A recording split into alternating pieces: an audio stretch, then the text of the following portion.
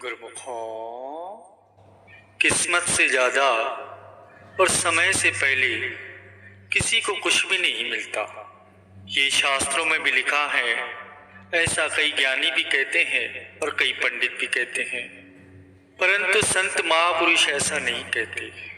संत महापुरुष फरमाते हैं कि यदि किस्मत से ज़्यादा और समय से पहले कुछ मिलता नहीं तो फिर गुरु की शरण में आने से क्या फ़ायदा हुआ। किस्मत से ज़्यादा अगर मिलना नहीं है जो किस्मत में लिखा है तो फिर भजन सिमरन करने का क्या फ़ायदा। यदि जो किस्मत में लिखा है वही मिलना है तो इस बात को समझने के लिए हमें समझना पड़ता है कि किस्मत आखिर है क्या। किस्मत, कई लोग कहते हैं कि फलाना इंसान किस्मत का खाता है, मेहनत का नहीं खाता। ये बात सरासर गलत है, क्योंकि वो उसके प्रारब्ध कर्म है। हमारे अपने किए हुए कर्म ही हमारी किस्मत बनकर आते हैं। जैसा हम कर्म करते हैं वैसे ही हमारी किस्मत बनती है। जैसे किसी ने बहुत ज़्यादा पाप कर्म किए हैं तो उसकी किस्मत में लिख दिया जाता है कि इसको कोई ना कोई रोग लगेगा। अब किसी ने किसी से छल कपट किया है, धोखा दिया है। गुरु को वीडियो लाइक करना, सब्सक्राइब करना प्लीज़। बहुत मेहनत से मैं आपके लिए वीडियो लेके आता हूँ। वीडियो लाइक कर देना, सब्सक्राइब कर देना प्लीज़। या किसी का दिल दुखाया है तो उसकी किस्मत में ये लिख दिया जाता है कि इसका सारा जीवन ही गरीबी में व्यतीत होगा। तो किस्मत क्या है? ये हमारे किए हुए पिछले कर्म है।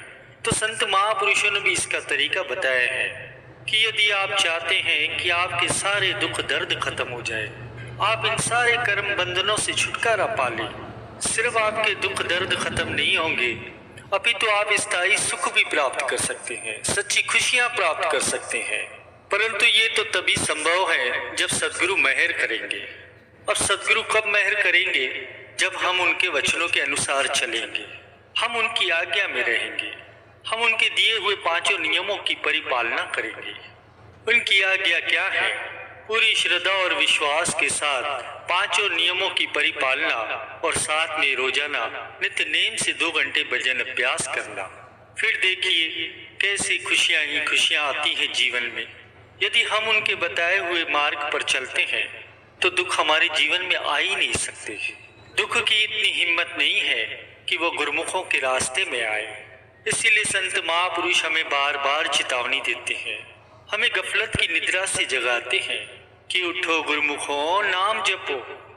क्योंकि संत महापुरुष हमारे परम हितैषी हैं। वे चाहते हैं कि हमारे गुरुमुख सदा खुश रहें, दुख की परछाई भी उन्हें छू न सके। जैसे एक माता पिता अपने बच्चों को दुखी नहीं देख सकते, वैसे ही हमारे परम पिता परमात्मा संत सदगुरु हमें दुखी नहीं देख सकते। गुरुमुखों को सच्चा सुख पहुंचाने के लिए ही तो संत महापुरुषों का इस धराधाम पर अवतरण होता है। उनका एक यही मिशन होता है कि हमारे गुरुमुख सुखी रहे। श्री गुरु महाराज जी ने जो 5 नियम बनाए हैं उनका पालन करना है, चिंता बिल्कुल नहीं करनी है, चिंतन करना है। श्री गुरु महाराज जी स्वयं फरमाते भी हैं कि तू क्यों चिंता करता है, हम बैठे हैं ना, हम तेरे साथ हैं। तो हमारा भी कर्तव्य यही है गुरुमुखों कि गुरुमुख के नाते हम उनकी आज्ञा में चलें, उनका कहना माने, अपना जीवन खुशियों से भरें और अपना लोक परलोक भी संवार लें। गुरुमुखों, जिनको टेक है अपने सदगुरु की, सदगुरु को फिक्र है उनकी, चिंता से मुक्त सिर्फ नाम जपने वाले लोग हैं। वेदों में, शास्त्रों में, संत महापुरुषों की वाणियों में बार बार एक ही बात बताई जाती है कि नाम जपो। इसी बात पर जोर दिया जाता है। क्यों? इंसान नाम के सदके ही टिक सकता है। नाम जपोगे तो हर सुख मिलेगा जिसकी आप मनोकामना करते हैं। आप पूरी दुनिया घूम कर देख लीजिए, परंतु सदगुरु के दर जैसा दर कहीं नहीं मिलेगा। क्योंकि सदगुरु के दर पर नाम का सौदा होता है और अंतर में नाम की सोई हुई ताकत तभी जगती है जब हमारा सदगुरु के साथ सच्चा प्रेम होता है। एक बार ऐसे ही संत कबीर साहब जी को माता लोही जी कहती हैं कि भगत जी, आज घर में खाने को कुछ नहीं है।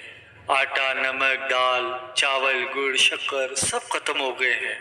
शाम को बाजार से आते हुए घर के लिए राशन पानी का सामान लेते आइएगा। कंधे पर कपड़े का थान लादे हाट बाजार जाने की तैयारी करते हुए संत कबीर साहब जी माता लोही से कहते हैं कि देखता हूँ लोही, अगर कोई अच्छा मूल्य मिले तो निश्चय ही घर में आज धन्य धान्य आ जाएगा। माता लोही कहते हैं साईं जी, अगर अच्छी कीमत ना भी मिले तब भी इस बुने दान को बेचकर कुछ राशन तो ले आना। घर के बड़े बूढ़े तो भूख बर्दाश्त कर लेंगे, पर कमाल और कमाली अभी छोटे हैं, उनके लिए तो कुछ लेते ही आना। कबीर साहब जी कहते हैं कि जैसे मेरे राम की इच्छा। ऐसा कहकर संत कबीर साहब हाट बाजार को चले गए। बाजार में उन्हें किसी ने पुकारा। वहां साईं, कपड़ा तो बड़ा अच्छा बुना है, थोक भी अच्छी लगाई है, तेरा परिवार बसता रहे। ये फकीर ठंड में कांप कांप कर मर जाएगा। दया के घर में आ, रब के नाम पर 2 चादरें का कपड़ा इस फकीर की झोली में डाल दे। संत कबीर साहब जी उस फकीर से पूछते हैं कि 2 चादरें में कितना कपड़ा लगेगा। फकीर ने जितना कपड़ा मांगा, इत्तेफाक से कबीर साहब जी के थान में कुल कपड़ा ही उतना था। कबीर साहब ने पूरा का पूरा थान फकीर को दान कर दिया। दान करने के बाद जब वे घर को लौटने लगे तो उनके सामने अपनी माता नीमा, वृद्ध पिता नीरू, छोटे बच्चे कमाल और कमाली के भूखे चेहरे नजर आने लगे। फिर माता लोई जी की कही बात भी उनके सामने घूमने लगी कि घर में खाने की सब सामग्री खत्म है, दाम कम भी मिले तो भी कमाल और कमाली के लिए कुछ लेते आना। अब दाम तो क्या, थान भी दान में जा चुका था। कबीर साहब जी गंगा तट पर आ गए। जैसे मेरी राम की इच्छा। जब सारी सृष्टि की सार खुद करता है, अब मेरे परिवार की सार भी वही करेगा। कबीर साहब जी अपने राम की बंदगी में खो गए, बैठ गए नाम जपने। अब भगवान तो भगवान है, भगवान कहाँ रुकने वाले थे। जिनकी चिंता में बैठ गए, अब चिंता उनको हो गई। कबीर साहब जी ने अपने सारे परिवार की जिम्मेदारी अब उनके सुपुर्द कर दी। इधर भगवान ने संत कबीर जी की झोपड़ी का दरवाजा खटखटाया। अंदर से माता लोई जी की आवाज आई, कौन है? भगवान जी ने पूछा, कबीर जी का घर यही है ना? माता लोई ने कहा, हाँ जी, लेकिन आप कौन? भगवान ने कहा, सेवक की क्या पहचान होती है भक्तानी? जैसे कबीर राम का सेवक, वैसे मैं कबीर का सेवक। ये राशन अंदर रखवा लो। माता लोई जी ने दरवाजा पूरा खोल दिया। फिर तो क्या था, इतना राशन घर में उतरना शुरू हुआ कि घर में रहने वालों के लिए घर में रहने की जगह ही कम पड़ गई। इतना सामान कबीर जी ने भेजा? मुझे नहीं लगता। भगवान कहते हैं, हाँ भक्तानी, आज कबीर का थान सच्ची सरकार ने खरीदा है। जो कबीर का सामर्थ्य था उसने भुगता दिया, जो मेरी सरकार का सामर्थ्य है वो चुकता कर रही है। जगह और बना, सब कुछ आने वाला है भगत जी के घर में। शाम ढलने लगी थी, रात का अंधेरा अपने पांव पसारने लगा। सामान रखवाते रखवाते लोई जी तो थक चुकी थी। नीरू और नीमा घर में अमीरी आते देख खुश थे। कमाल और कमाली कभी बोरे से शक्कर निकाल कर खाते तो कभी गुड़, कभी मेवे देखकर मन ललचाते।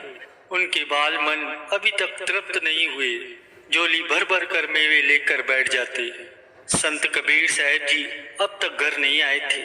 सामान आना लगातार जारी था। आखिर माता लोई जी ने हाथ जोड़कर कहा, सेवक जी, अब बाकी का सामान कबीर जी के आने के बाद ही आप ले आना, हमें उन्हें ढूंढने जाना है, वो अभी तक घर नहीं आए। भगवान कहने लगे, अरे वो तो गंगा किनारे बैठकर सिमरन कर रहे हैं। नीरू, नीमा, लोई जी कमाल और कमाली को लेकर गंगा किनारे आ गए। इधर कबीर साहब जी को समाधि से उठाया। पूरे परिवार को सामने देखकर कबीर जी मन में सोचने लगे, जरूर ये भूख से बेहाल होकर मुझे ढूंढ रहे हैं। इससे पहले कबीर जी कुछ कहते, उनकी माँ नीमा जी कह पड़ी, थान अच्छे भाव में बिक गया था तो सारा सामान क्या तुझे आज ही खरीद कर घर भेजना था? कुछ पैसे तो बचा लेने थे। कबीर जी माता जी की बात सुनकर कुछ पल के लिए तो हैरान हो गए। फिर माता लोही जी, माता पिता और बच्चों के खिलते चेहरे देखकर उन्हें यह एहसास हो गया कि जरूर मेरे राम ने कोई खेल कर दिया है। माता लोही जी ने शिकायत की, अच्छी सरकार को आपने थान बेचा है, वो तो सामान घर में फेंकने से रुक ही नहीं रहा था। पता नहीं कितने वर्षों तक का राशन दे गया है। उनसे मिन्नतें करके मैंने रुकवाया है कि बस कर, बाकी कबीर जी के आने के बाद उनसे पूछ कर ही रखवाएंगे। माता लोई जी की बात सुनकर कबीर जी हंसने लगे और कहने लगे, लोई जी, वो सरकार ही ऐसी है, जब देना शुरू करती है तो सब लेने वाले थक जाते हैं। उसकी बख्शीश कभी खत्म नहीं होती, उस सच्ची सरकार की तरह सदा कायम रहती है। गुरु को वीडियो लाइक करना, सब्सक्राइब करना प्लीज़।